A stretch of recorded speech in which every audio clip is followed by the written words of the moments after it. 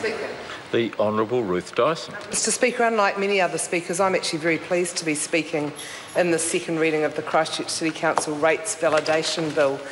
Before I make my contribution on that bill, though, Mr Speaker, I just want to alert members to the fact that, we've been warned already once this week about people falling off high horses. That was in reference to the Northland by-election, but I want to just caution other members about being so critical of the Christchurch City Council and making errors, given that it was only in recent days in this House that we passed a statutes amendment bill that corrected 34 separate pieces of legislation that members of this House had deliberated on.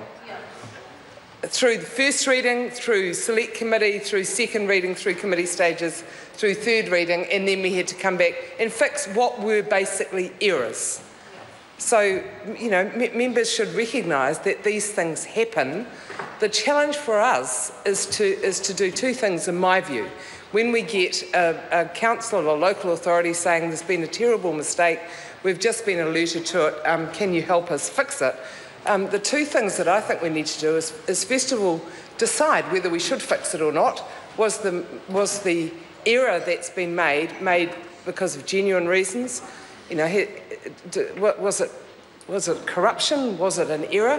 That sort of call, and clearly this is an error, not anything untoward. And then we have to decide, really, we'll fix it, but to make sure that it doesn't happen again. That's the second point. And I've heard no contribution from the members from the Select Committee or indeed the Minister about any efforts that were made during the passage of this legislation to make sure that exactly the same thing isn't happening somewhere else. Heaven forbid, Mr Muller, it might be in a North Island council. Muller, sorry. I'll just join the people that are mispronouncing your name. Mr Muller. Who insinuated that these errors only happen in the South Island. Kaipara, pretty sure, North Island. Almost positive, actually, that was the most recent one we did. So, Mr Speaker, just going back to this bill, as the member who... Going back to it? Oh, sorry. As the member who just terminated her call, mentioned it is a pretty small bill. I don't understand how the Minister who introduced it and spoke earlier in the debate said it doesn't have any impact on any individuals. Clearly it does, because the resolution was illegal. The resolution to rate people, they got their rates bill and they paid it, and the rate was set illegally. So it clearly does have an impact on people. We've just decided that impact isn't of such a nature that we wouldn't remedy the fact that the rate was struck outside the law. So that's the reason this legislation is needed. The two offending parts are Section 24 of the Local Government Rating Act 2002. Do you still have to refer to which document when you refer to boundary printed statutes? Is that still the requirement in standing orders, Mr Speaker? I think it is. You take a point of order, Ms. Carson. So it's Boundary Printed Statutes 26, and it's page 534, section 24, which says due date or dates for payment. A local authority must state, and these are the three keywords, in the resolution setting a rate. So you have to state it in the resolution.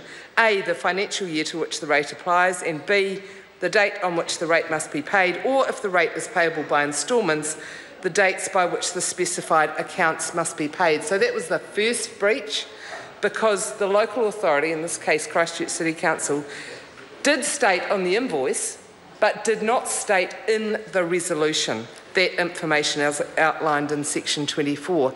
And the other breach was in relation to, same RPS obviously, but this time page 557, section 57, penalties on unpaid rates. A local authority may, again those words, by resolution authorise penalties to be added to rates that are not paid by the due date. A resolution, then it goes on to say that it can't be made later than the date the local authority sets the rates, and it has to state The resolution itself has to state how the penalty is calculated, the date that the penalty is to be added, and then it talks about the level. So that is the error that this legislation is fixing.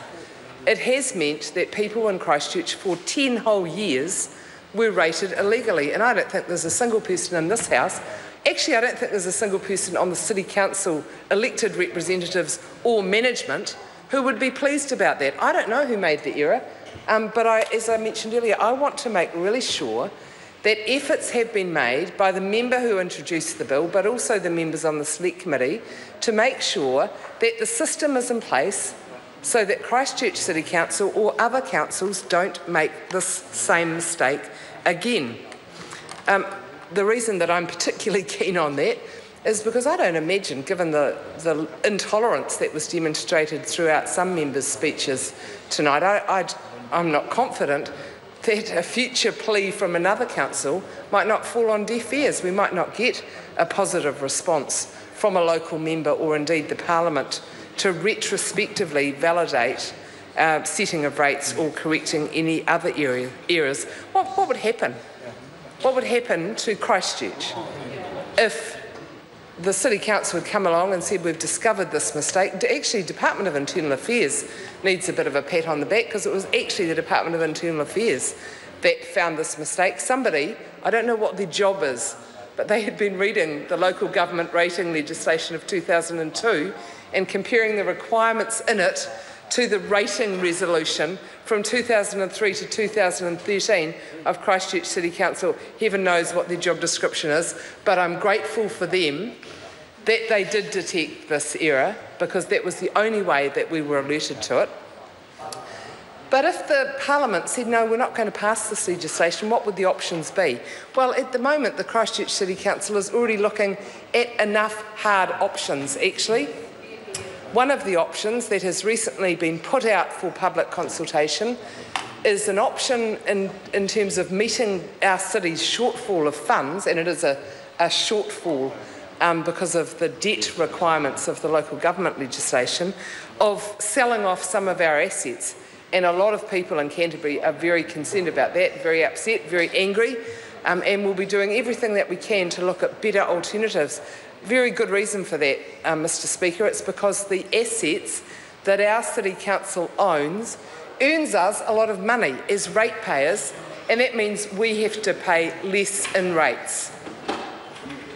If Parliament had decided not to support this rates validation bill, we'd be even further in trouble in terms of facing our financial future and having a shortfall. So I'm very grateful, firstly, that Parliament has decided to proceed with this legislation, understanding that the error that was made was not a calculated misappropriation of any sort, that it was a genuine error, and probably we don't even know who was personally responsible for it.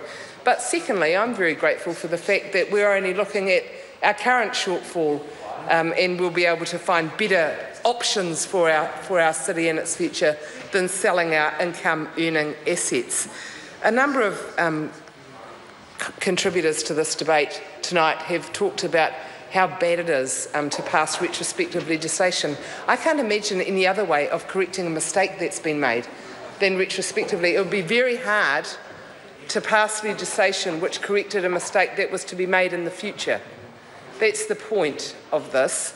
This is correcting an error, and I think, Mr Foster-Bell might have some learned contribution to make on this point, but the point I was making, Mr Foster-Bell, is that it's very hard to correct an error that has been made other than by retrospective legislation. It would be very hard to do it looking into the future. That's right.